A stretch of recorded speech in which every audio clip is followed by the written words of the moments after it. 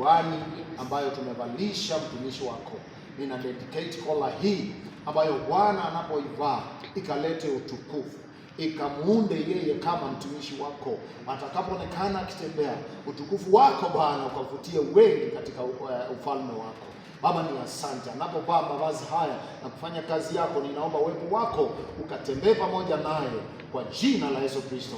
Tuna dedicate kola hii navali yangu na kila mtu, lakini imetengenezwa tu na watu, lakini hii we dedicate it to be used for the glory of God. As he wears this shirt, as he puts his collar, may the praises of God and the glory, kulingana vile tumesoma katika Exodus chapter 28, ya kwamba ukasema Aaron yatengenezewe mavazi ya ambayo ni ya kuhani, yatalete utukufu. Mavazi ni haya ndugu, tumemtengenezea huyu mchungaji, mavazi haya kalete utukufu kwako, kwa ajili ya utukufu wa jina lako.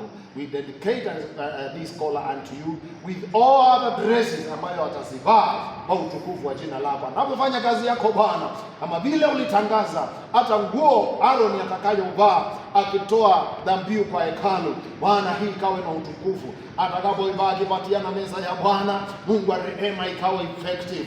Atakapoivaa akizikana, watu wako wakaupate uzima. Atakapoivaa Bwana akibatiza, watu wako wakajazwa Roho Mtakatifu na kuwabadilisha. Atakapoivaa akifanya huduma, uwepo wako Bwana ukaonekane. Kwa jina la Yesu Kristo tunaomba na kuamini. Amen. Amen. Kawimbo tukimvalisha kawimbo. Hapo tumefika Baba, ni nguvu zako, ndipo tunasema wewe ni Ebeneza. Hapo tumefika Baba, ni nguvu zako, ndipo tunasema wewe ni Ebeneza.